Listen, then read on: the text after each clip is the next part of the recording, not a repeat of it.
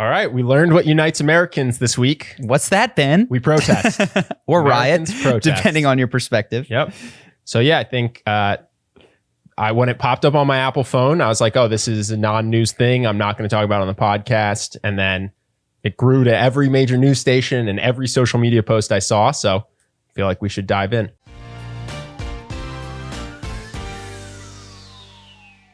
Sure. What do you have to say or share? Well, most of my things actually are going to be more that this has triggered philosophical questions in me. The one thing I will say is if Trump genuinely doesn't believe this election was stolen, then he has handled this like a bit of a dick. Because I feel like bit of a dick? This is completely predictable. You know what I mean? Like, yeah. I think when he reminds me of Storm something from the Boys. Stormfront. You know the show? Stormfront. Yeah. When she says, you have fans, I have an army. Mm-hmm. He should know that, right? Mm-hmm. And so when he spends weeks saying the election was stolen, we need to stop it, stop the steal. Yeah. This is a very obvious outcome to that. Sure. So either Trump genuinely believes that the election was stolen, democracy is at stake, the powers that be and this action are controlling who becomes president, right? Facebook and YouTube control who becomes president, which would be awful. It would be the death of democracy, in which case he's doing the right thing.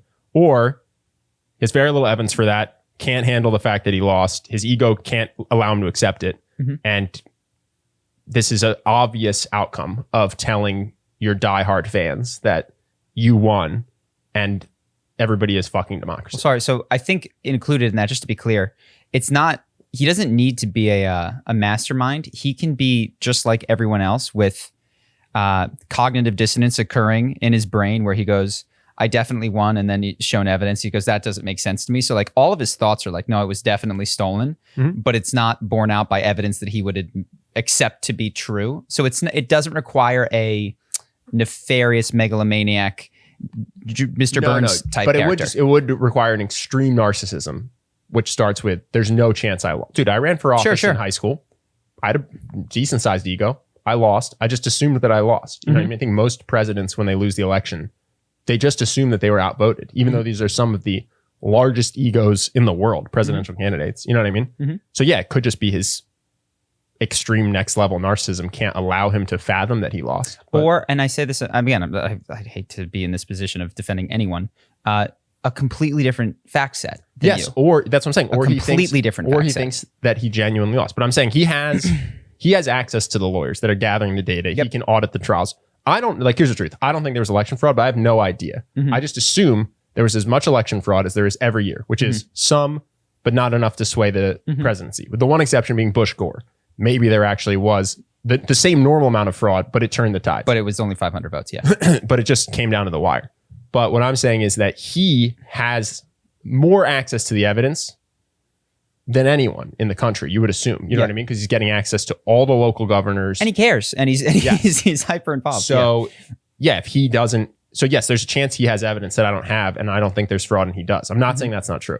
I'm saying if that's not true, then this falls at his feet because it's exactly what you would expect to happen if you tell diehard people who believe everything you say that democracy is rigged, this was stolen, and if I don't become a second-term president, it's the death of democracy, and we are fascist now. Yes, that is a predictable outcome. I totally agree. Yeah.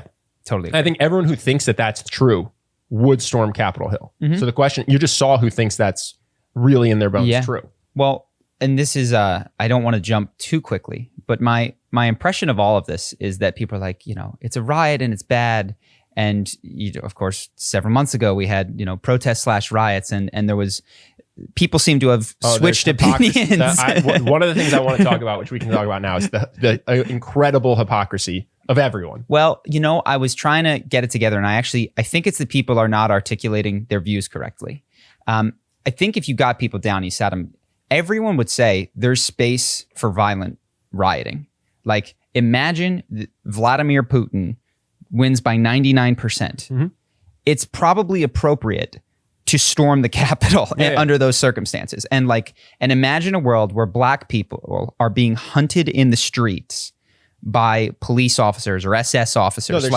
It's probably reasonable to smash whatever is in, to get attention. There's a cause that would lead you to violently protest. Exactly. If you guarantee me that the incumbent president, I just know this because I'm schizophrenic and I have a message from on high, like I am Sam, you know what I mean? It says, hey, if Biden gets elected, he is going to murder and torture everyone you love and then millions of other people. And this is 100% positive. It's like, okay, if I'm 100% positive because I'm schizophrenic and I think that an omniscient deity told me this, you're going to see me in Washington trying to stop Biden from being president. You know what I mean? So I think everyone has the thing that would make them break the law. And we can all agree that would be appropriate under certain circumstances. So where people are like, that you shouldn't do this, this is the death of democracy. It's not that the act in and of itself is a problem. It's that it's your underlying assumption about whether there was fraud or not. Like if the election was truly stolen, and for some people this is going to be an impossible thought experiment, but just to play around, like pretend it's Russia, pretend like there's all this crazy crap happening. This was a measured response to somebody stealing the reins of government. Well, that's why I think there's two different categories. Which to be clear, I'm not saying is the case. But I think that's why there's two different categories of people to talk about. Well, there's three different categories of people to talk about. People that showed up for the protest and didn't break the law. People who showed up for the protest and did break the law, and Trump. And I actually think that in the same way that BLM, the message, the movement, and the organization should be viewed differently, those can be viewed differently. So like if you show up and you don't break any laws, I think everyone agrees that's fine. Even if they don't agree with your cause, even if they don't think there's election fraud, you have the right to gather with signs, right? Then the people we're talking about is people who genuinely think that this atrocity is occurring, whether that atrocity is people being mowed down in the street for no reason by police or elections being stolen. And then they commit violence for a reason that they think is super justified, right? Or they break the law for a reason that they think is obviously justified. The question is, what do you do with them? And you should have a policy that is true for people that you agree with and don't agree with, because we don't actually know. And then the third thing is Trump, who has, in my opinion, the greatest access to the information, is the most likely person to know if there was fraud or not, and may or may not be acting in good faith. In good faith. Correct. And so I think that you can say the legal people are good, the illegal people are bad, and Trump is bad. You can say the legal people are good, the illegal people are actually understandable given their fact set, and Trump is bad. You can say all three are good, but I don't think you have to assess them together. Well, I think with regard to all of them, it's with reference to the truth. Like that is ultimately what matters. So when I hear people saying it's never appropriate to do this, or it's sometimes appropriate, or what about COVID? Like there's a time and there's an event that could occur where during a global pandemic, and many people felt this was the case with George Floyd, where pandemic be damned, this is more important and we have to do it. So I guess where I come back to, it's like all of these people, if they had the same belief about what is happening in the world with regards to police, or what is happening in the world with regards to the election, would all have like the same decision-making processes occurring. Well, they would be like, let's stay home or go outside or whatever. This is another thing I want to talk about later, but depending on what percentage of the population you think are neo-Nazis, those people would not do anything if black people were being shot in the street. They would go, this is cool by me. This is what I wish the police would do. Yes. And there's similarly, there's a fringe side of people who want Joe Biden to win who wouldn't care if the election was absolutely stolen. Yes, that's fair. There's people who go Trump so bad that even if this was stolen, I don't mind that we're leaning towards authoritarian fascism because it's for the greater good. Biden being president is more important than a high integrity. So, and again, I don't think that. I think the election played out like the election plays out every 4 years. But so I guess what I'm saying is that on both sides who don't care. Our values align more than it appears, is what I'm saying. Yes. And our understandings of the universe couldn't be more different on either side. That's what I'm seeing. That I totally agree with. I think that's completely true. You hook people up to lie detectors. Some clearly think it's obvious that police shooting victims are representative of extreme bias, and others think it's representative of who commits crime. And you hook them up and you say, this is obviously election fraud. And people say this is a baseless claim for election fraud. And they would all pass the lie detector.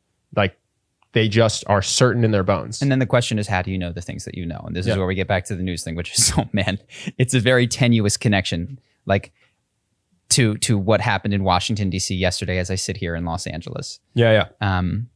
So yeah, that's where, I mean, that was my big takeaway. And I don't want to jump off it. We should definitely come back. But I was thinking about it with regards to censorship on YouTube, because depending on who's being censored, you see the same type of thing at play, which is 2 thumbs up. We love this. We need a safe place. Or, oh my gosh, this is the death of freedom of speech. Well, this was the danger with President Obama's executive orders, was when he was struggling to get through to a Senate and a Congress that weren't allowing him to do what he wanted to do. So he, more than any president, I believe prior to him, leaned on the executive order. And Democrats loved it because it let him further his agenda. But I think, and this is something I want to circle back to, with the golden rule, you have to expect that when positions are reversed and a Republican's in there, he's going to do the exact same thing. Yeah. And then when that did happen, the same people were appalled at Trump's use of executive orders. And now Biden is going to use executive orders, and those same people will be thrilled. And we just need to have an idea of the rule for when our guy wins and when our guy loses. And it needs to be the same rule. Yes. And what's happening, and you see this with these protests, all of a sudden, these people are domestic terrorists, and anyone who breaks into federal ground should go to jail. I don't necessarily disagree. Yeah. But I do remember the Seattle Capitol Hill was held by Chaz for a number of days, weeks. I don't know. So are all those people domestic terrorists, and should they all go to jail? I don't think no. I just think if your answer is yes, that the people committing crimes on federal property yesterday should go to jail, then they should go to jail. And so should all those people that were doing it in Chaz. So just have a rule and then apply it to everyone without knowing if they're on your side or not. Well, I think here's the problem. The rule is based in context. There are times, as we previously discussed, where smashing open a federal building, storming it is totally appropriate. And there are times when it is not. Yes, but what I see specifically is that they're trying to lean on the law of the U.S. They're trying to say these people are domestic terrorists. And Trump even signed an executive order saying that people who do damage to federal property should get 10 years in prison.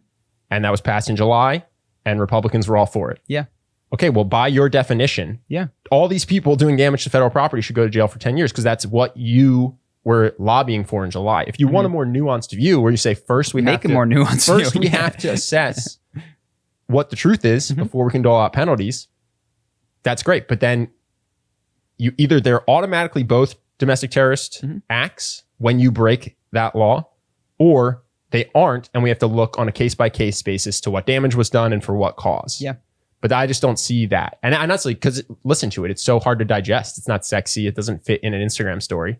But yeah, that's what I'm seeing. I'm seeing a lot of people all of a sudden, when the looting starts, the shooting starts. Not when you steal a dais from a Capitol building.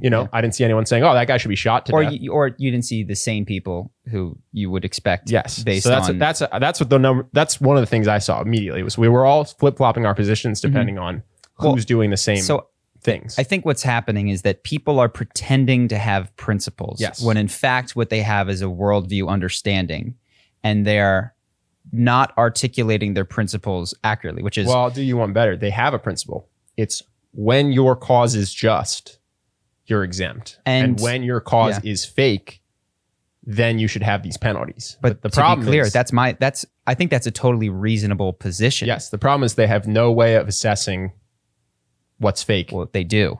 What they believe. Yeah. So this goes back to that book I was reading. It talks about what they feel and believe is the truth. People are certain that their perspective is true. And I think we can all agree I've said this now several times just to illustrate the point, but there are times when what happened yesterday is totally appropriate. Vladimir Putin steals an election. You know what I mean? Like where you should smash the Capitol building. And there's times when it's an definitely awful not. When it's definitely not. Yeah, there's times when it's absolutely appalling. Yes. So the question is then, what really happened?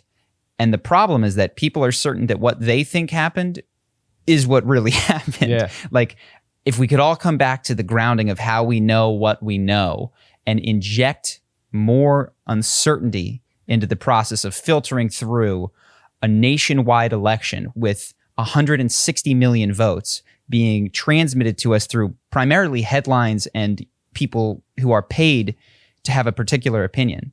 This is another thing that just complicates the whole how I know what I know.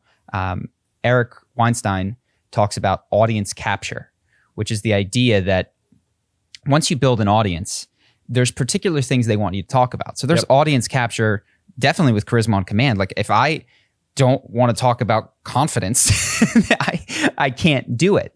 But if you have that in a political field. Well, Fox is doing it. Fox is straying from Trump, and a new news organization will rise up. Boom. How would you like to lose 20, 30% of your audience? Say, we'll just always agree and your with Trump. revenue. Yeah. Like, oh, you guys are being nuanced a little bit. Now that Trump's out of office, you're going to say that there was no fraud. We'll say there's fraud. Yeah. We'll say it loudly and proudly, and we'll take all of the viewers that believe us. So your audience wants to hear a certain thing because it confirms the germ of a belief that they already have inside of them. Yeah. And then I come back, it's like, man, we all have to do individual work because everyone out there who is so fucking passionate has someone in their life that they need to be honest with because they've hurt their feelings and they're just finding an outlet in a faceless, massive other side that they can safely take swings at and safely destroy under the protection of a mob. Yeah. So yeah, I don't know what happened yesterday.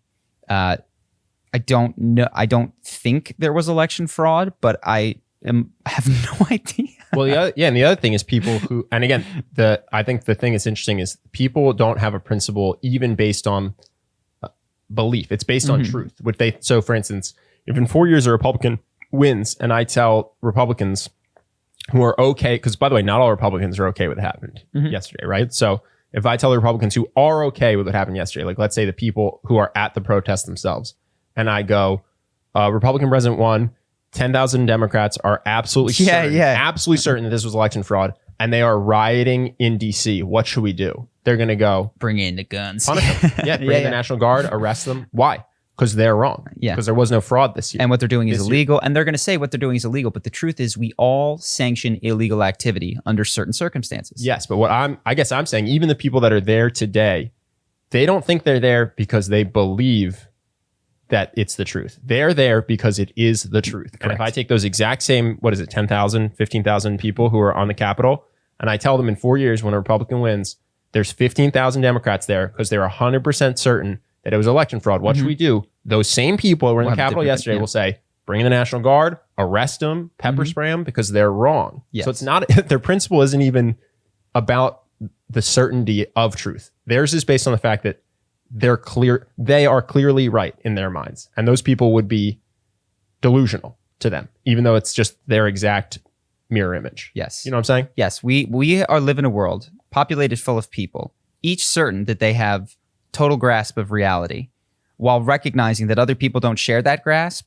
and certain that they're the crazy one. Yes. And it's okay. Like what good fortune on your part to have lucked into it. But it of course is so compelling to sit in your mind and see evidence and go like, it's a total lack of empathy is what it is. To imagine having watched different news station, be surrounded by a different group of people, all certain of different things. One of the biggest problems I see is a lack of empathy. Yeah. And also I think when I say empathy, I don't mean feeling bad for the other person or sympathy. I mean the ability to see through their eyes. Because sometimes I say like, oh yeah, it's a lack of empathy. And people are going, how could you have empathy for these people? They're scumbags. I'm like, I'm not saying that you need to love them necessarily or feel bad for them. I'm saying imagine you were born where they were born, to the parents they had, in the neighborhood they had, grew up with their experiences. Yeah. You would be them.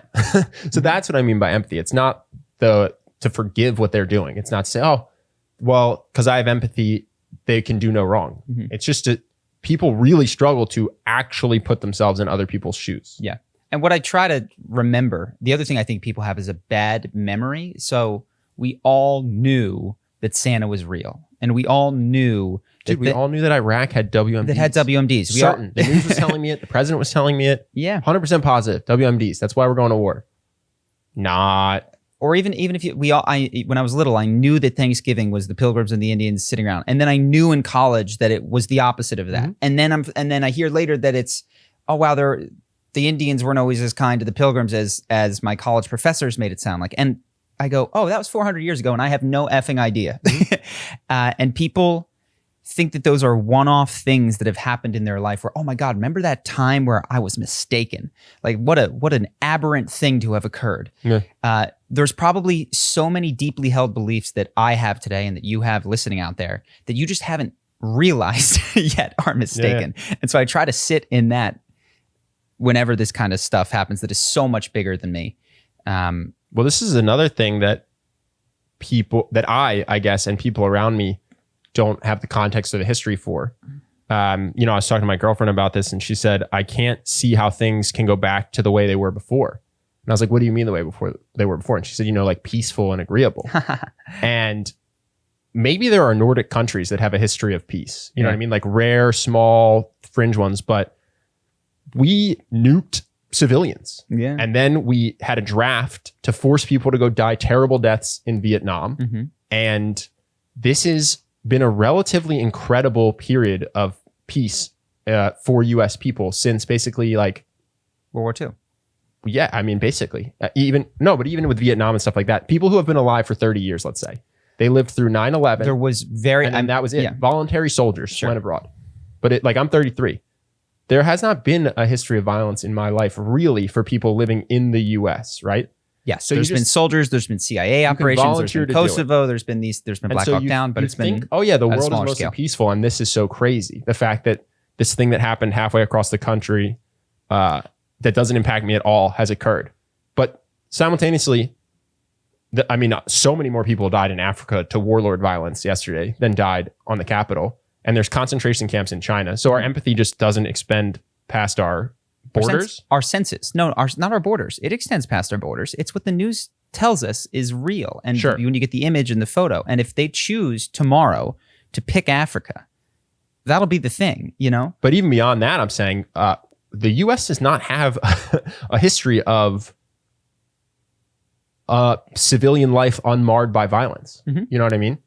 We threw our hat into World War II. We threw our hat into Vietnam. We had a civil war. It's been this weird freak anomaly that stuff like this hasn't occurred. And so I don't think we're going back to a more peaceful thing. If once a year or twice a year there are riots and a handful of people die, it'll be tragic.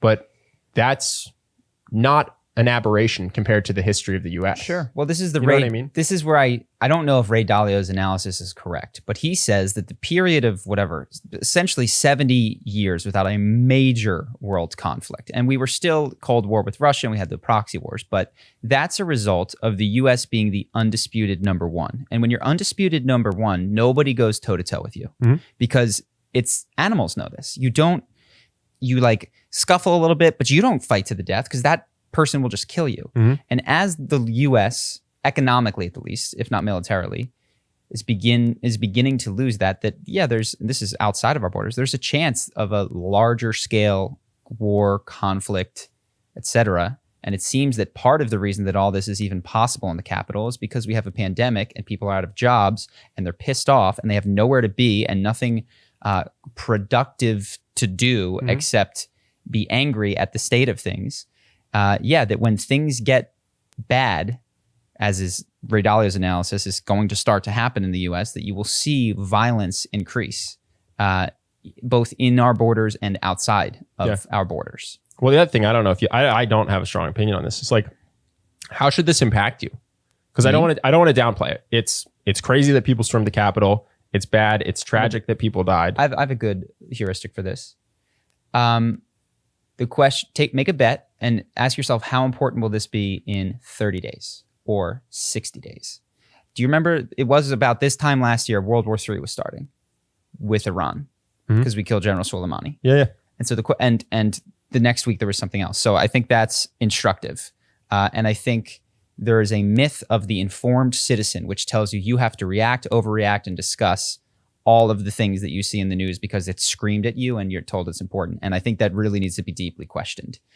If you can't influence it, make it better, this is going to be a hot take, leave it alone. Instead, go help an old woman cross the street or go to a food bank or donate or give a hug or call your loved ones. Do some good. It shouldn't impact you, is you and I'll say. If you're in Washington, D.C. and you live on H Street, different set of circumstances. The reason I ask this is because I see people, and you can't tell who's who, but I see people on social media and they are either deeply shook by it, and actually I called some people to see how they were actually feeling, who are deeply shook by it and had a real cortisol reaction yesterday, who went into fight or flight, and then they post on social media to share their feelings. Or they don't, but they think because of who they're friends with and how their social circle works, they should do a performative social media post, right? Yeah. Really? You had a couple of those? Yeah, I've seen it more with BLM than with this. But the question is, for the people who are having the cortisol reactions, right? Is that warranted or not? Is this an indication that life is changing and you had a totally reasonable reaction, or are you being played by the news and something that will never affect your life is occurring, and the fact that you even know about it is bad for you? You know what I mean? I don't know the answer, but it's something I was thinking about. It's like this desire to be informed. I'm not even positive that this is useful or good.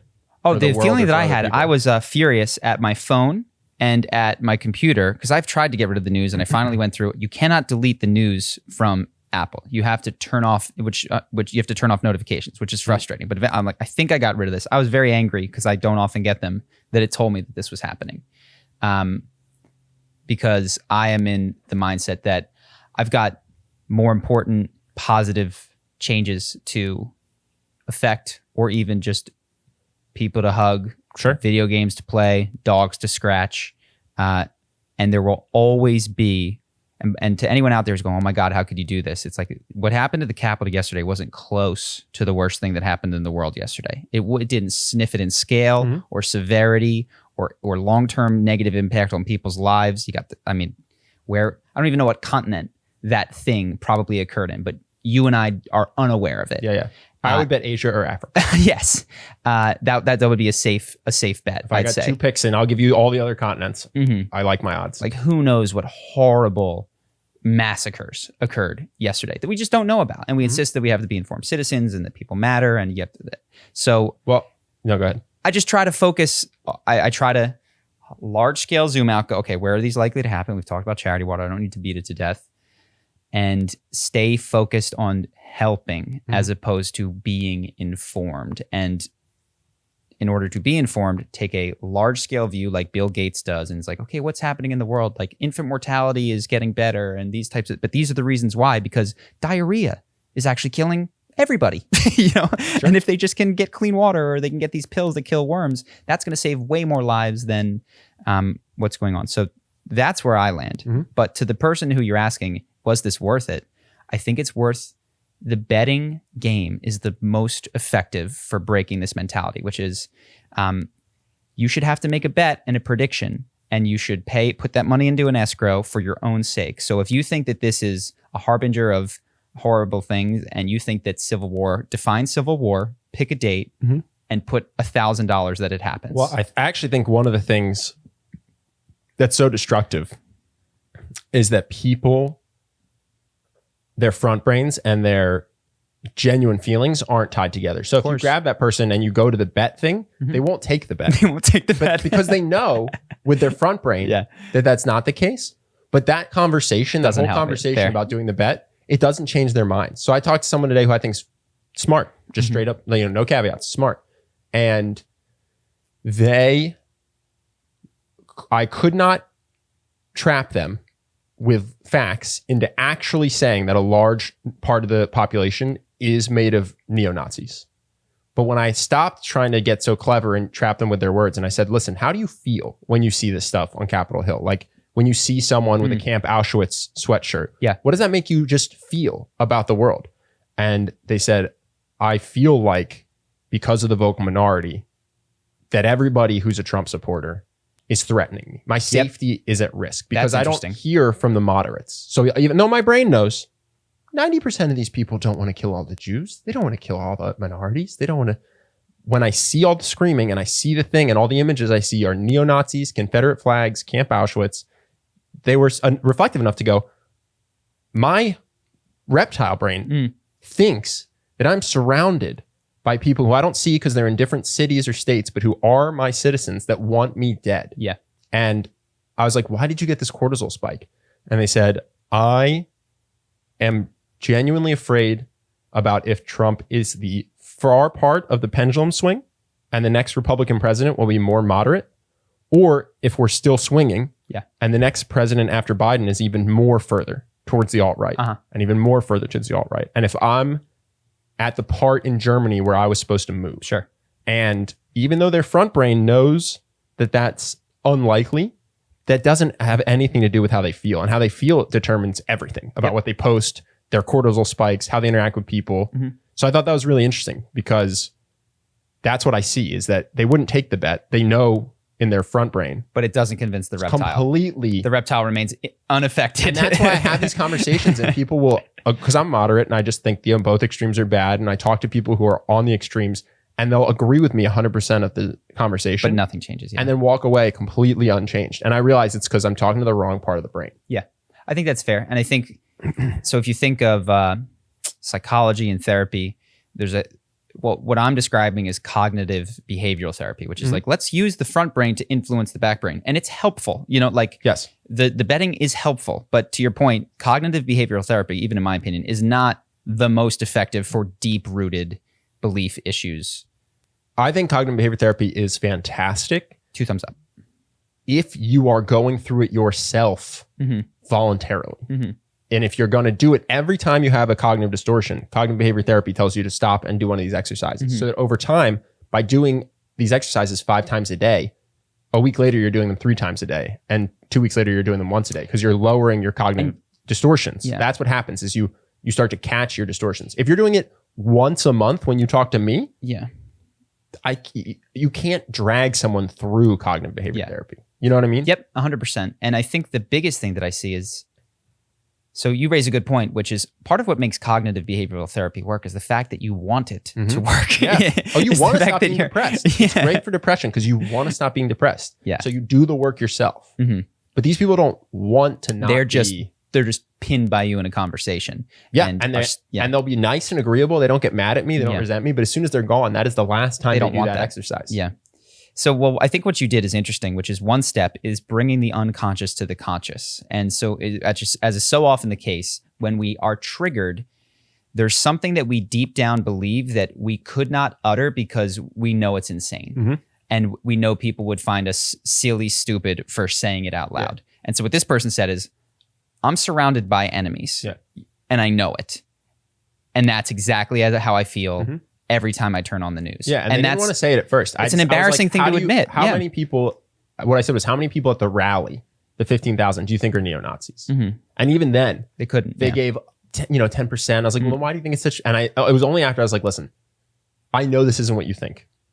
I just want to know what your heart feels, what your gut feels, without any processing. What's the first reaction before your cerebral gets a hold of it and makes it palatable for the rest of the world? I'm surrounded by enemies. And that was the only time. Then they were just like, yeah, I think that in 10 years, potentially the entire country could be run by Nazis. Well, so like, even that is a reptile feeling taken by the front brain. The feeling was I'm surrounded by enemies. I'm in danger. So I think that was the feeling. The exercises that are probably most useful for people to do is that bringing the unconscious to the conscious and then feeling it. We talk about it in emotional mastery. You can use imagery, you can go through it. But what I've seen in myself is that, and I had to do this during the protest last time because I was triggered like fucking mad. And I felt the same. I was like, I'm surrounded by people that want to smash in my house and come up here and hurt me. And found, yeah, man, like a cowering, terrified, and then feral, angry part of myself that was like backed into a corner and then was ready to jump. And that would come out in my discussions and make me less useful to talk to because you were just talking to that triggered primal part of myself. So I had to go experience it, process it, and then you could still have thoughts about the thing. You could still move. You could still go, okay, I can do it. But you do it without the irrational trigger over influencing your decision-making process. And so you can still leave the country if at the end of that. You can still, buy a gun or make whatever reasonable determination you find is reasonable, but you can tell that you're doing it from that space because your heart doesn't elevate, your voice doesn't raise, you take deep breaths throughout it. You're not you're not in fight or flight. The question that I asked this person to get them to start to into this, I said, I believe that cortisol spikes cause something, cancer, something that kills you. I think if you grow up in an area where gunshots are going all around, where your dad's hitting your mom because he's an alcoholic, where you're constantly at stress, even if no physical harm comes to you, that takes years off your life. Given that context, was yesterday a day like that for you? Mm-hmm. Did you have a physical reaction that put you in fight or flight, where you were angry or your hands shook or this or that, despite the fact that you weren't in imminent danger? Yeah. And they said yes. And I was like, okay, you're the person I want to talk to. You're the person I'm trying to talk to. Yeah. So yeah, that was kind of how I got there. I was like, something is happening beyond the fact that 4 people in Washington, D.C. died, because there might have been 4 people in Chicago that died yesterday too, but you just don't care. Yeah, so you know what I mean? And it was this idea of being around threat, and this idea that maybe this is a sign of things to come. And, you know, this person's Jewish and they see the Nazi signs and the Camp Auschwitz signs, and that's where their brain goes, I'm going to be in a concentration camp. You know what I mean? Yeah. And they're just afraid. And then that makes you, it doesn't matter what they say at that point. So bouncing a little bit, one of the things a question that I had was, Trump has essentially gone to war, not war. He has taken a very stark oppositional side to what the tech companies want him to say. Let's put it that way. Sure. Who wins? The president of the United States? The tech companies. That was my impression. Well, Trump will be gone in what, 2 weeks? Let's say that Trump, I guess he could technically control the military, but when it comes to influencing the citizenry. Well, he started his war late though. If this was Joe Biden's number one thing, I think every president gets one thing. Mm-hmm. If this was Joe Biden's one thing, mm-hmm. I think he could do it. I think he could make them not be platforms and dismantle them, but he'll focus on either green energy or critical race theory. I don't think it can be your 5th thing. But if Obama had cared about tech as much as he cared about Obamacare, we would have huge tech regulations, I think. So right or wrong, I don't know. The president has recourse to the military, but he can't spread his message without the consent of YouTube, Twitter, like if these things just decide to deplatform him, which they did for large portions of yesterday. Is that true? Because his message got across. No, the message was an acceptable message to the platforms, which was go home. They deleted the tweets that they didn't want, and every news station carried it was stolen, but you got to go home. Now imagine that he'd said something. Well, eventually that got deleted because people said it was just couched in so much keep going rhetoric. Sure, and it got deleted. So he was saying like, this was stolen. You guys are heroes. I love you. Go home. Yeah. We'll never stop fighting. And people were just like, that's not a call to go home. Yeah. So I guess my point is, we have a situation where, at least when it comes to disseminating information, the president is a pebble compared to the power of these tech companies. I'm not saying that should be reversed or different. Is that true now that there are kind of partisan platforms, if that makes sense? What platform is going to... I don't know. Isn't there something with a P? Parler? Yeah. Do you think that's where? Isn't there something with a P? Well, this thing, I'm not a alt-right Republican, but I feel like people will be able to get their message to. No, you don't think so? In 4 years or 10 years, that the literal consequence of what happened this year is that there'll be huge platforms for every political ideology? No, I don't. I thought that. I think back to Edward Snowden. Like, are you going to change your life? Are you gonna use Signal instead of text messages because they read every text message? I do when it's related to drugs. Yeah, but there's things probably on your text that you wouldn't want the government having at their fingertips that you just didn't think twice about. And so I think what a lot of people have seen is that their diehard audience that is really active in the comments doesn't come over, isn't that interested, won't switch platforms, well, that I agree. Won't pick up a new habit. It's a huge thing.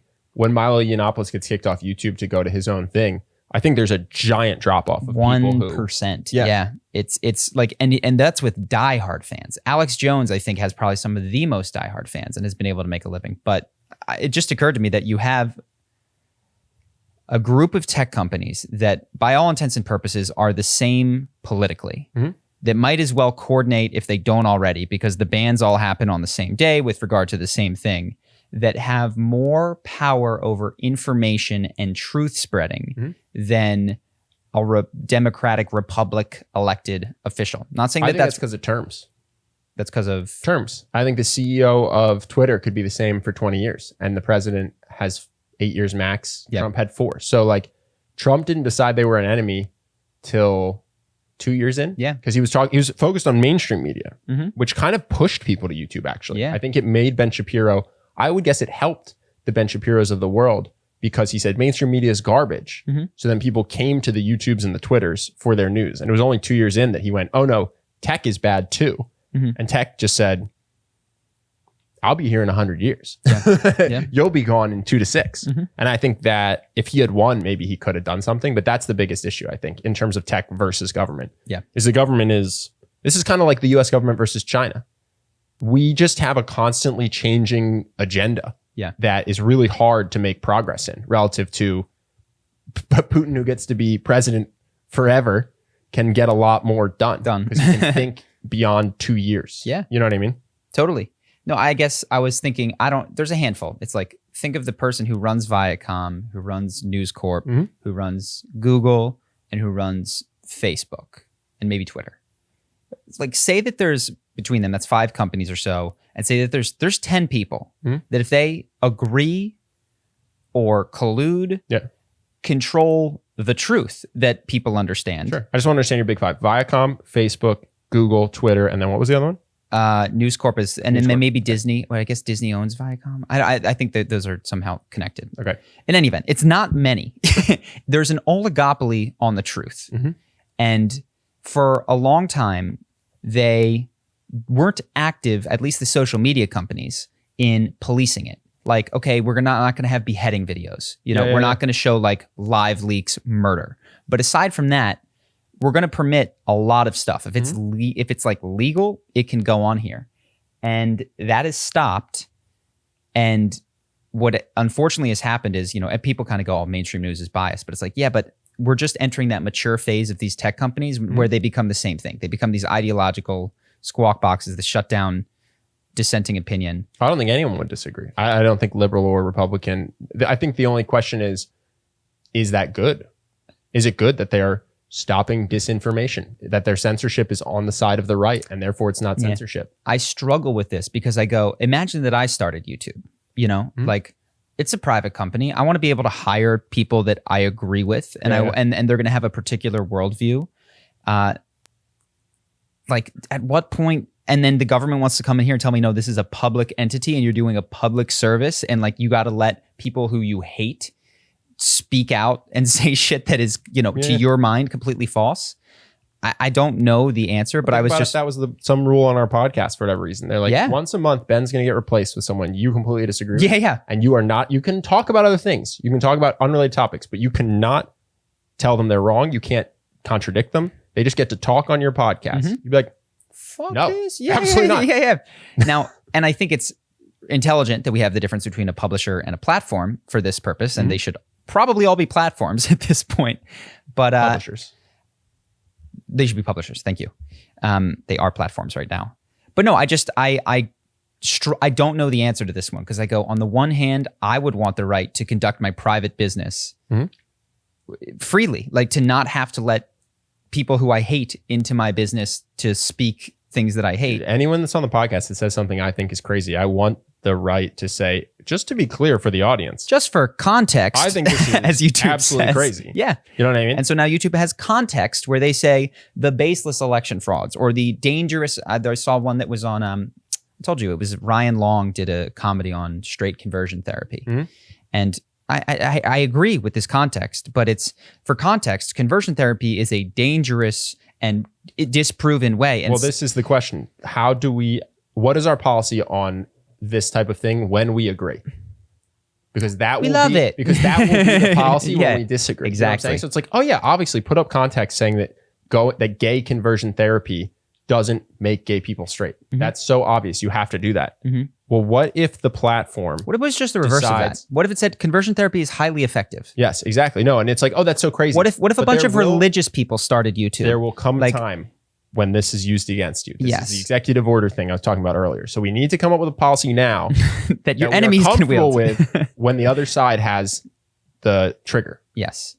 And so I don't know the answer, but it also just reminded me of like the Ubers and Netflixes and Amazons and YouTube did this, that They win market share by being awesome and open and free. And what I meant by Uber is like there was no tipping and you don't have to tip and it's really low prices. And Amazon and Netflix were just dumping full seasons. And then The Boys comes out on Amazon after they kind of have you, and it's going to be one a week now. So we can get more. Like that was actually the producer's call. That wasn't Amazon's call. Sure. But what you see is to win market share, you are better. Yes. And then as you enter the phase of maturity, you start to you focus on monetizing. You milk it and you stop innovating and you stop being better and you just use monopoly power and the fact that people don't adopt new habits except for a radically better solution.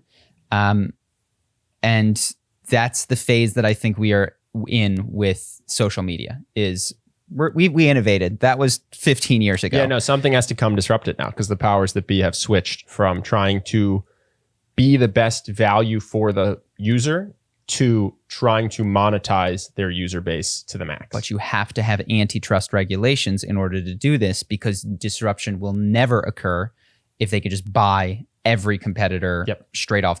You have to break them up. That's what happened with the electric car. Yeah. The electric car made no progress because as soon as anyone made a breakthrough, some car companies just like, hey, we really want to give you $20 million so that we can put this in all of our cars. And then they sell it and then they just scrap it. Yeah. And now the founder has a non-compete and can't make more electric engines. Yeah. And so they just have to go be an engineer in something completely unrelated.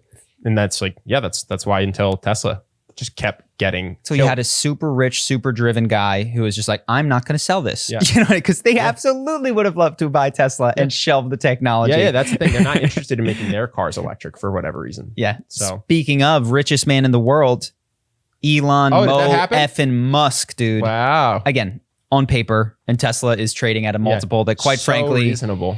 Tesla is for the mere who price knows, man, of 1,500 times their next year's earnings. You can own a percentage of their company. Just for people to know, that's 150 times more valuable than most mature companies. Now they're a growth company. Yeah. But normally you're like, 10 times future earnings. That's a reasonable amount to pay. Basically, if a business is going to make $1 million a year for the foreseeable future, you pay $10 million.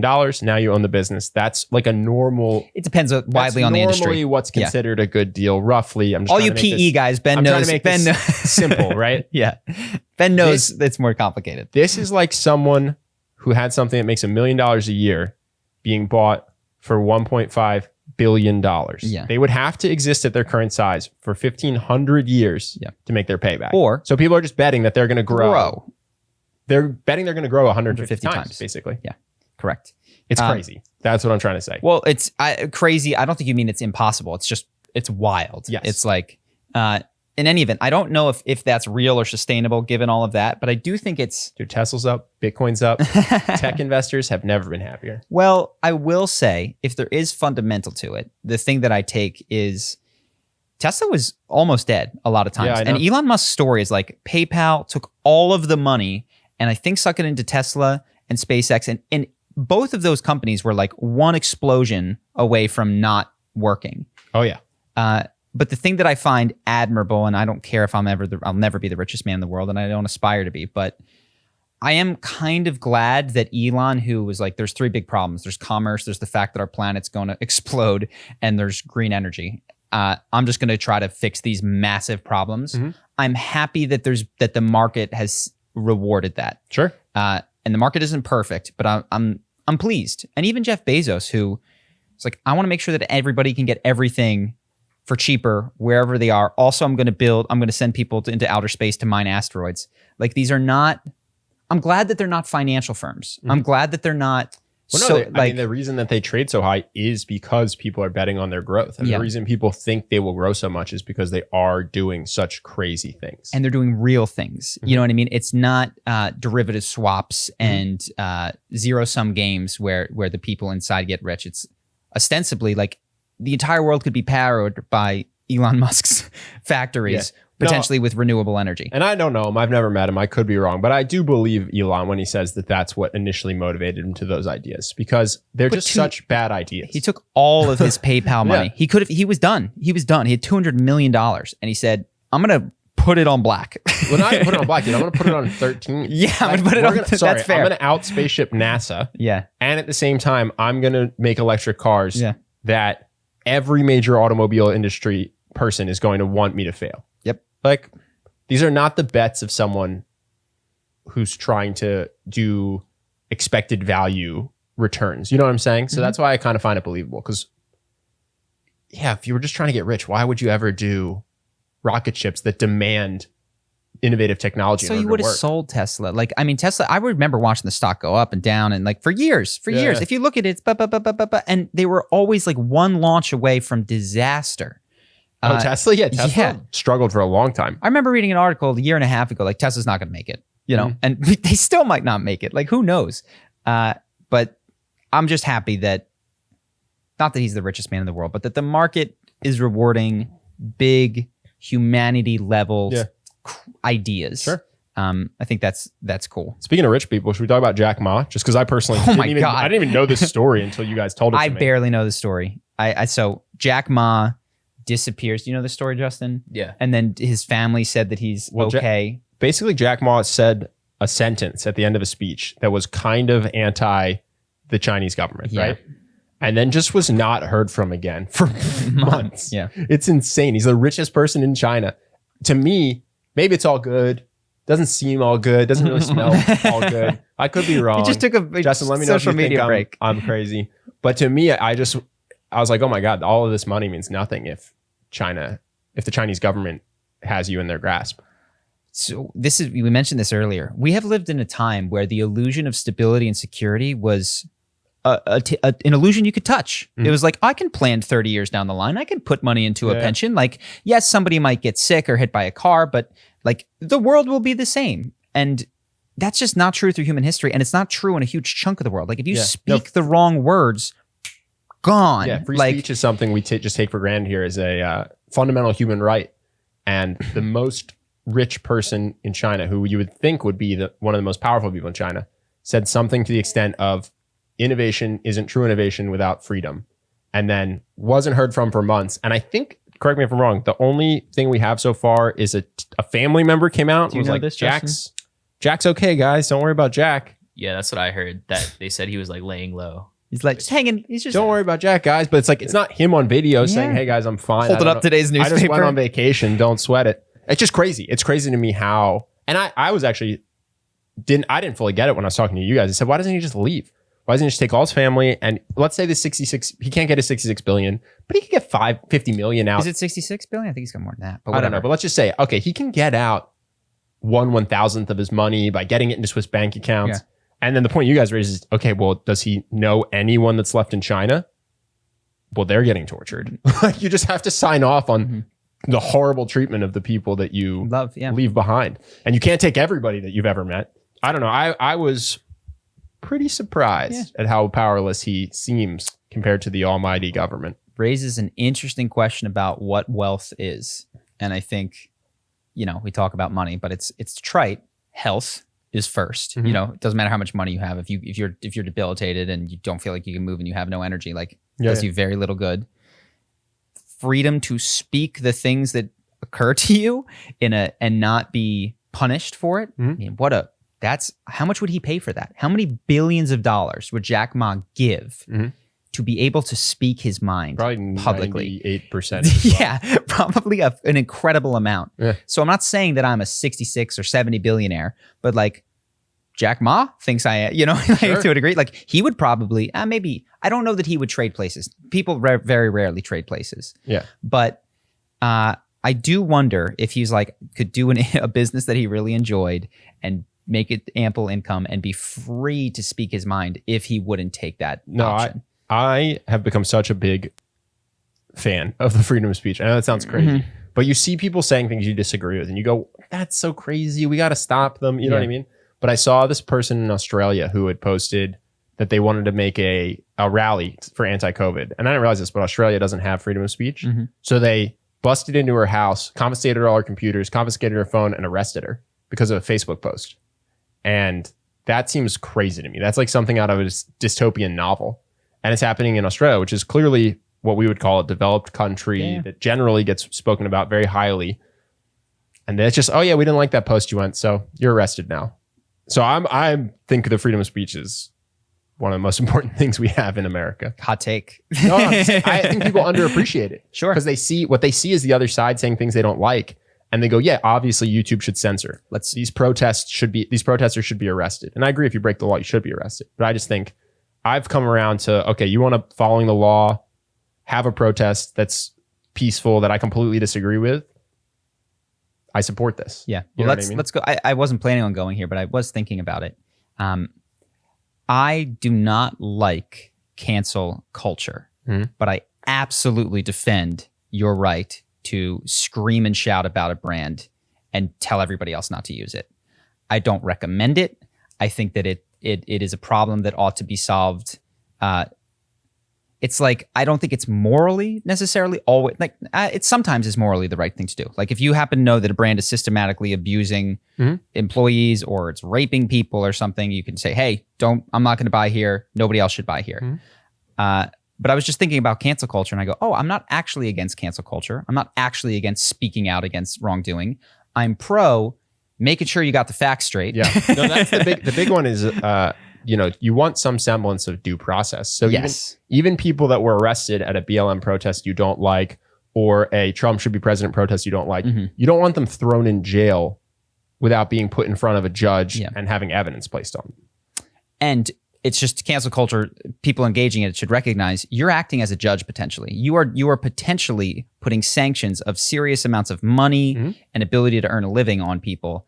And since you're acting as a judge, you should go through the due process thing yourself before you feel confident enough to recommend that people boycott something. No, and then the problem we get into is the one we talked about before, where they would say, I am, and I'm certain, and it's because they're not using their front brain, they're using their emotions, the person or company. And then the questions is like, how would you like this amount of evidence used against you? Like, could I ever find a clip of you saying something fresh or naughty? And should that mean you should lose your job? And we've mentioned this before, but people that are not on camera do not understand the shit that they say. They don't get it. I sit with my friends and family who are insistent upon, like, oh my God, how could he? And then 2 hours later, I'll hear them say something nearly identical. I'll go, could you imagine? You want to talk about skin in the game? And it's kind of related to politics. Sure. It's also a huge tangent at the same time. Remember when people said that Obama was the Antichrist? Yeah. Do you think they have any takeaways from the fact that the world hasn't ended yet? No, this is my point, is that one of the best things you could probably do for yourself is build an accountability sheet and be like, here are my predictions. Like, the world will end if Barack Obama wins second term. And then, like, here's the date that I think it's going to happen by. And what do I expect that to look like? Like brimstone and hellfire, like not protests. No. You thought it was going to be raining asteroids. Yeah. And maybe asteroid is a metaphor for a nuclear bomb. So I'll give you nuclear Holocaust counts for Antichrist. Yeah. It was just fascinating. There were people, and again, this is a local minority, but you know this about the religious sects, though, that this is one of the phenomena that the psychologists found with these end of the world sects, is that they don't lose a ton of adherents after the world doesn't end. Which is fascinating. The Mayan calendar says that in 2012, the world's going to end and all these people believe it and the world doesn't end. And then they still believe whatever led them to think the world was going to end. I've noodled through this. The world is too big to be interested in the truth of the world. The truth of your social group is life or death, though. And so the words that we say in conversation are not about what's happening out there. It's about, like, we're in alliance, right? Like, you got my back, I got your back, we stick together. And the words like, oh, the fucking Rams suck this year, they don't stand a chance. It's like, that's not a bet. I just know that you like the Eagles and we need to be buddies. And so I'll say whatever it takes to shore up this alliance. And the world didn't end, but guess what? I still need you. And I think, when I see myself and people discussing, I go, this isn't about what's happening out there. This is about you guys reinforcing social connection and social bonds so that people don't stab you in the back and betray you. And that's what we do. Nobody cares about the truth. I just thought it was interesting. I was reflecting back at all this stuff happening in Capitol Hill. It just made me think about past presidents. And I was like, oh yeah, remember when they thought this was literally a biblically prophesized person who, if he won the presidency, that meant that the apocalypse was coming. Then he won the presidency, and then no apocalypse came. People said, oh, listen, you might not like what Donald Trump is doing, but he still hasn't come close to Hitler. He's still not close. He's still not anywhere within sniffing grounds of Hitler. So, like, there was a prediction by many that Trump was Hitlerian, and when they write, unless something drastic happens, when they write the history of the last 150 years, Hitler and Trump will have very different places in it. You know what I mean? Sure. Like Trump was not going to be mentioned. Like what a crazy thing that happened for 4 years. Oh, dude, in 100, I mean, unless something ridiculous changes in 100 years, they will barely talk about him, I think. Will he be your Calvin Coolidge? Well, Calvin Coolidge, a lot of people like. Herbert Hoover, they don't. But like, just the guy that not a lot of people potentially know about. He'll be a guy that people can't describe. I wonder if it'll be like, what was it, Taft, who got stuck in a bathtub, and that'll be like the story. Like Trump had one story that people remember about him. I think it's likely that is the case. Yeah, certainly. I mean, in 150 years, I really don't think he'll have much presidential legacy. Moving along, I watched briefly, it was a brief video, so I watched the whole video. It was on men's biggest insecurities. And it was one of those videos where they just get, people from the ages of 5 to 75 to just say a sentence about what their insecurity is. And there wasn't a ton of takeaways. The first one that was sweet, it was from like ages 5 to 10. They're just like, none. They don't have insecurities. Really? No. That's cool. What are your insecurities? I mean, think of it. They don't. And then it starts at adolescence that they start to get very into looks. And then I thought that there would be different things at different stages. This isn't a perfectly random sample, but I was surprised that you wouldn't have been able to predict the age of someone after the age of about 10 based on what they said. Oh, can I try to play where you tell me like what the common insecurity is? Or what was the most common one? Small penis. No, 0. I mean, first off, no one would admit that. No one would admit that. Oh, got it. So they're a little bit biased by the fact that they're on camera. 100% biased by the fact that they're on camera. Got it. So they're saying, most commonly admitted security. Are they saying this is my insecurity, or are my they insecurity? Saying, my insecurity. I thought it was meant that each one was asked what is a man's insecurity. No. So that each human. That might be interesting. I bet you could get closer to people's personal insecurities by saying, what do you think most men are insecure about? Yeah. And you could probably find that individual's insecurity more effectively. But I thought, okay, so got it. So you're saying they come on and they go, what is your biggest insecurity? And the father's like, I don't have any. Not making a lot of money or enough money. Nope. Really? Height. Fucking nailed it. Height. Dude. Height. Yeah. Wow, Justin coming 6'2" guy misses it. What do you know? Yes, height was at all ages. I have a height privilege. Minus like 70. When they get to 70, they just make it. But of course, that could be a random sampling. But it was height. It was height throughout.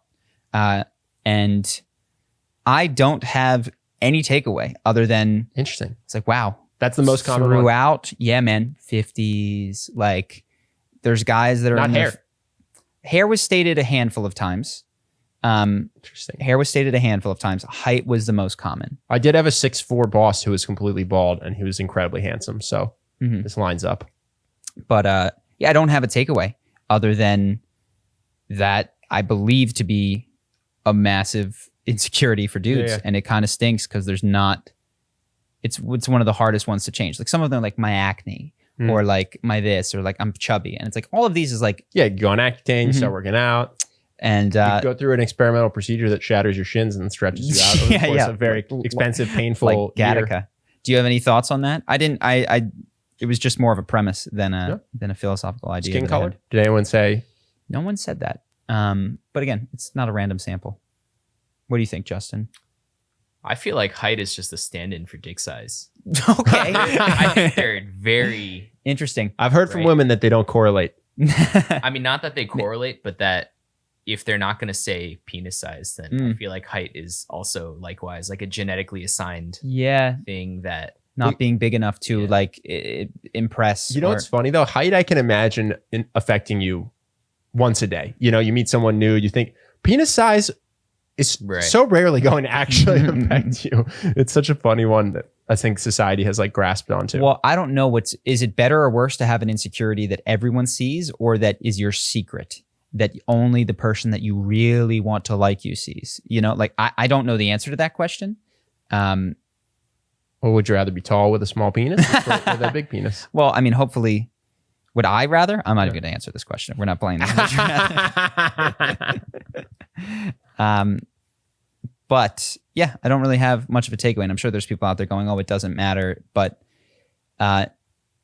it does. And I recognize this. And that's not to say that I think it's important that you're tall. It's to say that if you take the bell curve of people, there's a large section of them, especially when you're like comes to dating, that care, and it excludes you from that section. Now, well, this is why I talk about this when we do Charisma on Command.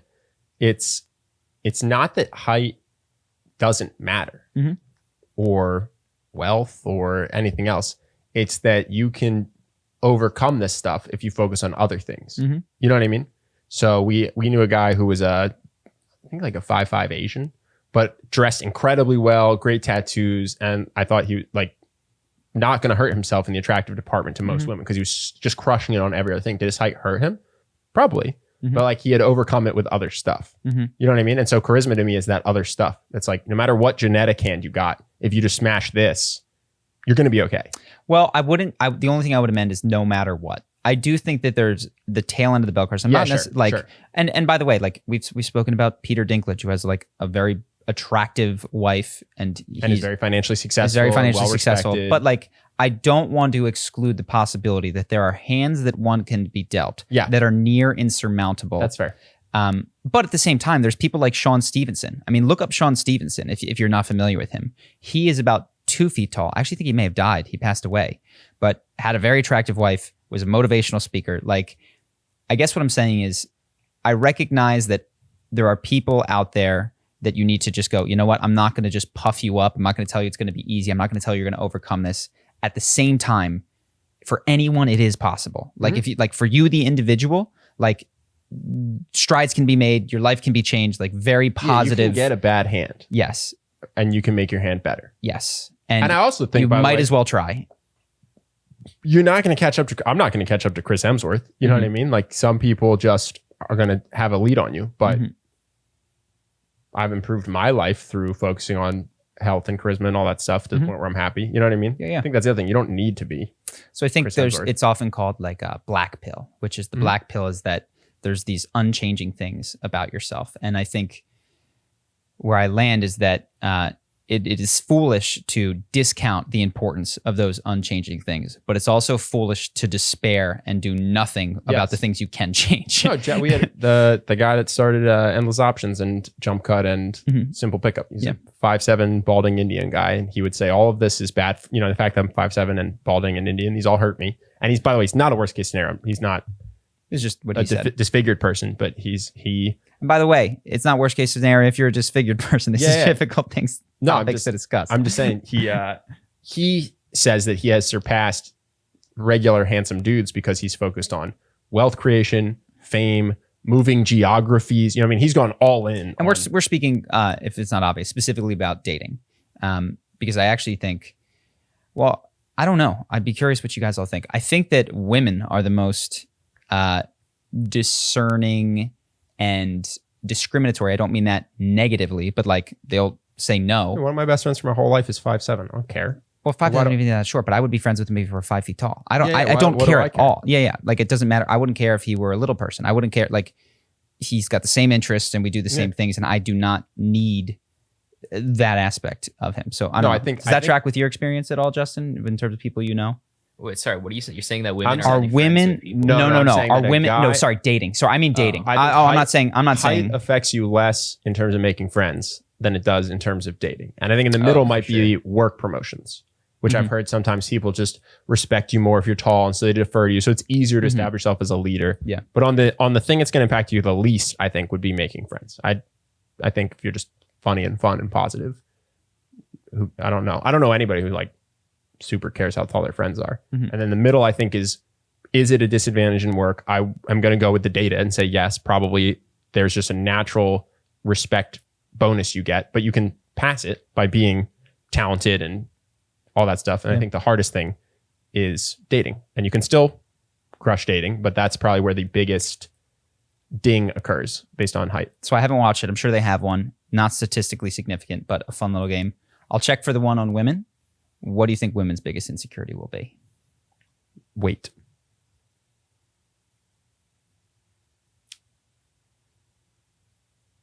I don't know. I'd have to think really hard.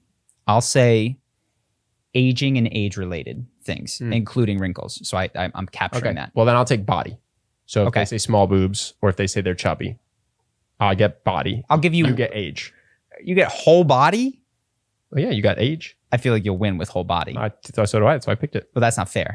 These are not similarly sized things. I can't even win for the 5, 10, 50, like, you know what I mean? I can't, up until I don't know what age, I'm not going to get any of it. Up until, I discount this. Okay, fine. I'll just go with weight. Okay. But if someone thinks they're too skinny, that counts. Justin, anything? All right, then I'll go with boob size. Okay. All right. Very specific. We got breast size, we got weight, we got age. Let us know next week. All right. I'll check it out. Do you have anything else? No, everything else can wait. Okay. Let me see if I had. I'm trying to keep this tight because Patreon tends to run long and I have a call after this. So. Oh, I just saw one interesting thing that Naval Ravikant, who often tweets sometimes very difficult to understand things. Where I go, what does this mean? But this one I liked.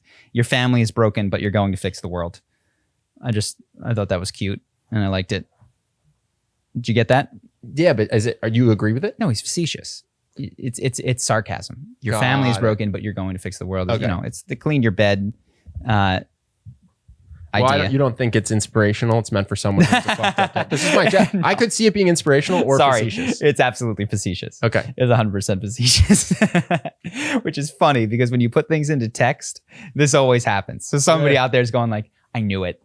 Yeah. Well, what if it's like, my dad's abusive and this and that, but I don't have to worry about them. I can change the world, blah, blah, blah. That's what I thought you were saying. What it is you're responsible for the position of your family. And I think he's speaking to older people. He's not speaking to 15-year-olds or anything like that. If your kid hates you and has a drug problem. And you got problems with your wife and you've been divorced twice or, but you're ready to tell, how the economy is going to work. Yeah. Got it. You're probably actually not ready for that. You've got to start at square one, understand how people operate. This is Naval's version of if you have a dirty room, clean your room before you try to change the world. Exactly. Jordan Peterson, poor guy. After his depression and all that, he started live streaming and he had a dirty room. And people were he has a direct quote where he's like, if your own room isn't clean, who are you to give advice to the world? Oh, no. And so people just put, who are you to give advice to the world if your room isn't clean? Yeah. And then a picture of his live stream with a filthy room. Yeah. And it's like, oh yeah. He's having a roughie. He's having a rough time. Post. All right, let's do questions. That's such a bummer. First one is great conversation, Charlie and Ben. I have a degree in science and spent 4 years studying how the atmosphere works, mostly with mathematics and physics, something that works in any world. Pythagorean theorem, for example. Scientists that are making discoveries and publishing them are often confirming a null hypothesis and most often are conservative in their outcomes, sometimes wrongfully so. Science changes slowly using the scientific method that gets done over and over to verify results by different organizations. At what point do you trust the scientists that went through the scientific method to come out with a result that has been repeated by other scientists? At what point do I trust? So there's layers of it. So it's if I went to an institute and spoke with scientists and didn't even read the papers, but they showed me it and I got to know them a little bit as a person, it would be higher. But what I'm saying is even that is being filtered through a news organization. I never get this is as close as I've come as this question that was written in to knowing someone in that type of a position. So there's levels of certainty drop off. And one of the biggest ones is occurring at the level of reporting. Yeah. Not necessarily at the level of study. Yeah. Because the thing is you can imagine a world where 2 different websites publish 2 different studies that contradict each other because science is still figuring it out. And then whichever you read, if you're not a scientist and you're not critical, is what you're going to believe 100% because you believe scientists are right. Even though there's another article that says the exact opposite thing. So that's the problem. It's when you're not a scientist, trying to figure out how to you understand what science has proven is the hard part. Yes. And so what you said, most of these are null hypotheses. Well, from my perspective, and I'll believe you, all of the science I hear about is groundbreaking and new because they don't tell me about any of those scientists who toil away, doing re-experimenting to confirm existing things or to advance it forward 1 iota. I only hear about the power pose breakthrough, which winds up to be bullshit because my science is being filtered through Time magazine or whatever social media headline or studies show that somebody states that in a conversation. Yeah, it's on Huffington Post, sure, which has a lot of authority, despite the fact that all the various bloggers on Huffington Post are just random people that are struggling to make it. Exactly. So what I would say is that Not all the people. I think that there are problems in the scientific process, and we discussed some of them with replicability and certain things. And you're saying actually that's not the case, and I believe that's often not the case. But so that's one level of uncertainty. It also depends on the science. Social sciences have I'll try to say this in a way that's accurate. The social science breakthroughs that I have seen get coverage, a lot of them have struggled to be replicated, which might not be the case in chemistry. You know what I mean? But power poses, the fact that you're more attractive standing on a bridge because the person's heartbeat is elevated, all these pop science psychology studies, that's stuff that I often see struggles to get replicated when I find myself talking to a Yale PhD, which is very rare. And that's when I realize that the stuff has not been replicated. And then, of course, the scientists that I'm not saying that it's true, but like, because truth and effectiveness are subtly different. But the electrician who comes to my house that there's a problem and he's got to switch this and then he explains it's because X, Y, Z, and then the lights turn on. That's also, I find, credible. Like when science works, when Elon Musk is able to shoot a rocket into the sky and him and his team are able to re-land it, I go, somebody on your team is very good at physics and combustion engineering, and like they have a higher degree of credibility with me. But all this to say, if it sounded like I was doubting scientists, I am a little, but I'm mostly doubting the reporting mechanism and the profit motive that is baked into sensationalizing what the results of a study actually show. I think your biggest criticism is how confident people who aren't scientists are in the science that they have consumed from online articles. Yep. And so this person is an atmospheric scientist, they said? Yep. So if this person has strong opinions about climate change, I would go, I think you might be very entitled to those beliefs. Like you obviously don't have the whole breadth of every science that has contributed to that understanding, but you've got several years of deep understanding into one of them. That I find that interesting and credible. And were you my very good friend, I would begin to adopt your beliefs with a degree of separation, recognizing that I'm trusting in my friend's intelligence, research, and all that kind of stuff. I just don't have that in my life. I don't have these like personal scientists that I have direct access to. No, but the big gripe is with the non-scientists that don't understand how these things are verified, that have no method of proving it, but are willing to bet their life on it. Certain. And they would say it's because 97% of scientists say. And but they don't know where. They don't know where scientists? that came from. Yeah. Like they can't point you to the 97 and the 3. Did you get a vote? You know what I mean? Yeah. Like, so those are the people that, and we're not saying you're wrong. We're just saying that's a poor method. Take your certainty down. Yeah, that's a poor method of understanding the world. Yeah, accurately. So, next, got a question related to the triggers discussion. I have a 28-year-old brother who's very autistic, who still lives at home because while he's smart and hardworking, he has struggled to make friends, get a job, or pick a direction in life and pursue it through hardships or discouragement.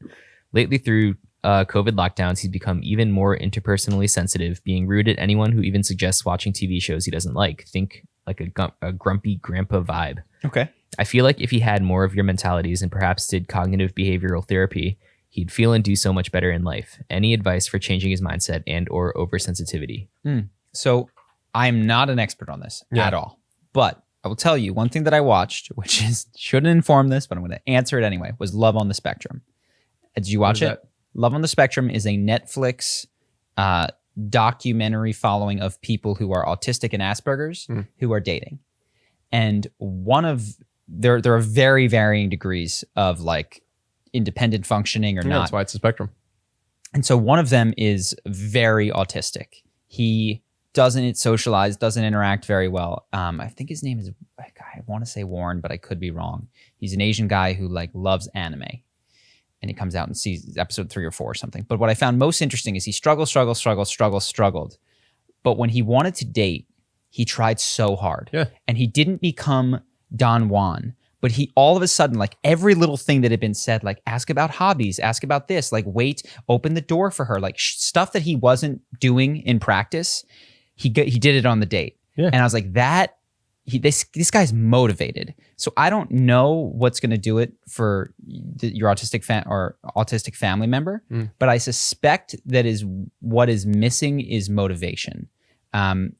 or at least one of the ingredients that would help, because with motivation, I saw that happen, and I see it happen with people who aren't autistic, that they can make serious leaps. Yeah, I saw it with someone who has Asperger's. Yeah. They had the same thing. They wanted to start dating. They hadn't had much dating experience, and all of a sudden they were attacking it very rationally with a spreadsheet of the women they'd met. And, they're trying to follow all the instructions, and sometimes it's misinformed because they're learning from movies or whatever. But I personally, I don't feel like I know the answer. I've coached people, but I've never coached someone with autism, and I've never had autism. So I would be out of my depth to touch on that. Sure. The only, and I am as well, the only thing I would ask is there a motivating force that this person is genuinely interested in? And could you find that out? And could you tie more social behavior to getting that particular outcome? Like if they wanted to date, or if they wanted to, I don't know what it is. Yeah, have friends. Or sometimes people don't, though, is what I've heard from people with autistic kids. They're like, my kid has no friends. And I was worried about that at first, but it doesn't seem to bother them, and they have autism. So who am I to say they need to follow all the same rules as other people? So sure. I don't know. Yeah. Cool. Next is, I come from Spotify, been listening for a while, and absolutely love the podcast. Nice. I've been criticized a lot of times for giving honest opinions without being asked, and that's been on my mind a lot. Should I keep on giving my opinion willingly? Because after all, it's just my opinion, meaning that the people around me should just calm down and accept it. Interesting. I did once hear a quote that I liked. Yeah, it's not 100% true, but it's unsolicited advice is emotional abuse. I mean, it depends on the relationship that you have. That's what I'm saying. I'm not saying that's true 100% of the time, but it made me stop telling everyone how to live their life. You know what I mean? Yes. So I don't know exactly what this opinion is on things. And so not knowing it, there are times when you should, without permission, state your unsolicited opinion. When someone is being a dick to a waiter in front of you and the waiter walks away, you should be like, hey, don't do that. That's not cool. There are other times when you should ask permission, and often people will say yes. Be like, oh man, I kind of disagree. I don't know if you want to hear it though. And people, their curiosity often gets stoked. There's also times where you're like me and you think marriage is kind of a crazy thing, and your friend gets engaged, and that's not the time to be like, not the time. You know what's a bad idea? That. Yeah. So there's certainly, it depends on the opinion. It depends on the person. I think also you can say things that you know are unpopular opinions, or that you know the person's not going to like, but you can couch it in a way that it's way more palatable. So that's the other thing, is I would not say the mindset is, yes, share your honest opinion and tell everyone to suck it up. What I would say is, if you want to keep sharing the opinion that is making people angry and it's hurting your relationships, to the extent that you want to keep sharing that opinion and stop hurting your relationships, presentation. Yeah. And so things that'll help, asking questions. So your first instinct to say, oh no, that's wrong. You go, interesting. Why do you think that? What would you do with X, Y, and Z? Would you? And you go, okay. And then as you think it through, oftentimes people say, well, what do you think? Then it's no longer unsolicited. So it's kind of turning your unsolicited opinions into solicited opinions through questioning, presentation, and saying, do you want to hear this? Yeah. And even if they don't ask you your opinion, you can often guide the conversation just through the Socratic method, which is by asking question after question to get the conversation to the point where they see why they're wrong. If it's something that you disagree about, like they make the discovery themselves as to why what they're saying doesn't make sense, which is honestly one of the most persuasive things you can do anyway. Instead of saying, you're wrong, here's what you should think, you just guide them to where what they're saying doesn't hold up for whatever reason. Another one last thing that will help is to separate the person from the argument in your speech. So when they say something that you disagree with, you go, oh my God, that's ridiculous. That's so stupid. You know what I mean? And like what that comes back to is, you're ridiculous and you're stupid, versus like, oh my God, that's fascinating. I've been looking for someone who thinks this. I want to talk to you about it. Like, why do you think that? And you're starting to build a separation between the idea and the individual. And they go, that's interesting because I think, but now it's just two thoughts that are in disagreement, not two people that are, one of whom is inadequate. Cool. Next is, would your charisma course be applicable for someone who already has fairly high charisma? I work in sales and make friends easily, but I would like to up my game if I can. Thoughts? It was designed for that. When we made it for our friends who were solidly charismatic and wanted to be consistent. Captain of the football team, CEO of a multi-million-dollar business. Those were the guys that helped us in terms of informing some of the content. Yeah. And the big thing with them is like, I want it consistently. I want it to be able to turn on when I need it. That was what we built the course around, was how do you have it when you need it? Yeah. Funny enough, a lot of people are charismatic some of the time. Yeah. It can be even when they're just with a close friend or just with one family member, all of a sudden they're funnier than they normally are. They're more confident than they normally are. And so the question was, how do we take whatever this person's best is and get them to achieve it consistently when they want it in the situations that they tend to lose it the most. Yep. So that's what a lot of the course is designed around. It's kind of tapping into that state where you are at your best, but doing it when you need it. And it's got the money back guarantee. So if you're interested. Oh yeah, that's the thing. You just join, take it, see if it improves your life. And if not, just get a refund. Holla. Yeah. Nice. What are your thoughts on the egocentric predicament? The notion that you are unable to get outside your own mind because all that the knower can know will be what is present to your own mind and limited to your senses. Do you think Elon Musk's Neuralink could be a potential solution for people that suffer from paranoia due to this obsession? Well, so first question, I do think that it's disruptible through other means. And people have said that they get, I've never had this, but that they inhabit other bodies and other consciousnesses through psychedelics. Don't know if it's true. Yeah. Also deep meditation, right? You can go to a silent retreat, and after day 5 of your 16-hour meditative day, you find that for a second, your ego floating goes away above, and you're gone, and you're not another person, but you're everything. Yes. So I do think it's surmountable through breath work, psychedelics, meditation, inquiry. And then Neuralink, yeah, man. I mean, it's going to be amazing if it works. Who freaking knows? The other thing is getting outside of your own mind. Like, maybe you won't get outside of your own mind, but maybe you'll just live side by side with someone else's mind or a bunch of other people's minds for a period of time or the whole time. The idea is that eventually you become one mind. Yeah. Right? That's the singularity. Yeah. So there is a futurist who says once everyone has a Neuralink, you start to ping thoughts back and forth instantaneously. They start to occur at the same time. Now you're just neurons occurring in a big neural network. So now there is no you. There just is the Neuralink. Yes. So the analogy is that you said is the world becomes the brain, like the whole thing. Well, whoever's not in the Neuralink is going to be out of luck. Sure. And you're just one data point in there. I wonder if the wars will become like capturing people and putting them in the Neuralink. You know what I'm saying? Like, let's say that 7 billion people, 1 billion are in the Neuralink. Are they going to start just kidnapping and Neuralinking everyone until it's 7 billion? Doesn't seem necessary. Why? The more neurons, the faster you think. I'll slow down and go back, which is if you look at single-celled and multi-celled organisms, had it followed a similar thing. Like single-celled organisms persisted. Now the multi-celled organisms just did way bigger things than the single-celled organisms, but there's trillions, if not quadrillions, of single-celled organisms still living out there. They're just not flying an airplane. Yeah, so you're saying you could be a single-minded human who has a farm and just lives on your farm. Oh, and you don't realize that we're out there in the edges of space. Well, you do realize, but you just don't care. You're like, oh, this is my farm. I'm opting not to get a Neuralink. You have as much insight into the hive brain as a single-celled organism does into politics. Like they're bigger than me, but you don't get it. Have there's no way that your brain can conceive of the size and the scope of that. How many cells are in the human body? I don't know, but it's many. Well, that's what I'm saying. I think that might be too big a gap because we're talking about 1 cell versus 1 billion cells.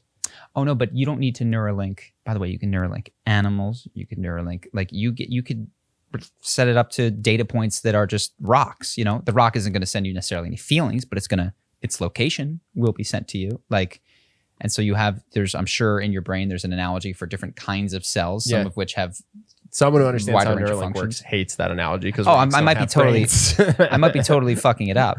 And I don't know exactly what Neuralink is intended to do, but we kind of have the same thing already we've talked about this. Twitter is not instantaneous. It doesn't occur as at the speed of thought. And the bigger issue is the upload. The biggest issue is it doesn't give you empathy. A Neuralink will give you, when you're tweeting back and forth and you hate the person, you're not empathizing with the person. You're two single-celled organisms just yelling at each other quickly. Yes. So it's actually completely different, I think, because in the Neuralink, you won't be firing off hateful comments back and forth. You'll be living in each other's brains. And all of a sudden, I think that is going to make You could. This is the thing. If you set your Neuralink up such that it has one app and that app is Twitter and Twitter just bangs you can still retain that separate self. Or you could hey, I want to feel people's feelings as well. Tap into my hippocampus and amygdala and I want their memories. I don't know if all this is going to be possible, but sure. Yeah.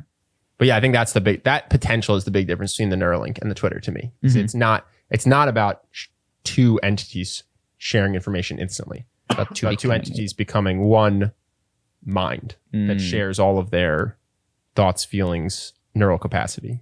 That's where the real potential comes from. It's not the ability to tweet faster. It's the singularity part that goes. Well, for a while, being able, Elon's, I don't know what his secret motive is, but what he says is we have a real input problem. I could show you an image on my phone and you can instantly grasp it. But output problem. No, that's output. Sorry, output. Yeah. Well, I guess it depends on. I don't know whether he calls it input or output because I'm thinking I'm inputting into my phone. No, that's an output. That's an output. Yeah. Okay. So you can take in information much faster than you can put it out. Share information back. Speech is slower than thinking via sight. Yeah. And Neuralink will solve that. No more typing. Look over here. And it's which star? That star. No, this is that one. So that'll be interesting. I'm not going to be on the cutting edge of that. No fucking way. I'll let that go for about 50 years. Not the earliest. Because who knows? I probably won't even do it. Honestly, I'll probably be dead before it's actually as ubiquitous as who knows, man. This shit happens fast. Also, I think what's instructive is the evolution of single-celled and multi-celled organisms. And I want to look at what happens when a single-celled organism is flirting with becoming a multi-celled organism. Do they join together and then one sometimes just goes, fuck this and eats the other? I don't. How often does that go wrong? I suspect sometimes, so, before they cooperate. And even then, the other thing, we got someone here. Is that just a package? I don't know. It's probably a package. I forget what I was going to say, but we go to the next question. All right, cool. That's it. It's a Patreon. Dope.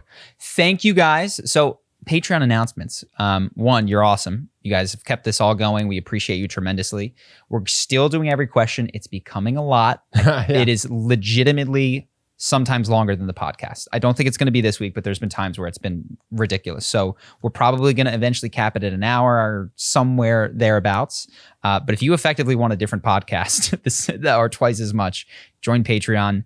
You get access to that, and we upload it a day or two after the main podcast goes early the next week. So yes. Monday, Tuesday. So you get effectively two podcasts, one which is just steered by patron questions. Yep. And you get a community to talk about it and a community on Discord. Hooray. Very active. All right. Thank you, everybody. Talk to you later. Peace.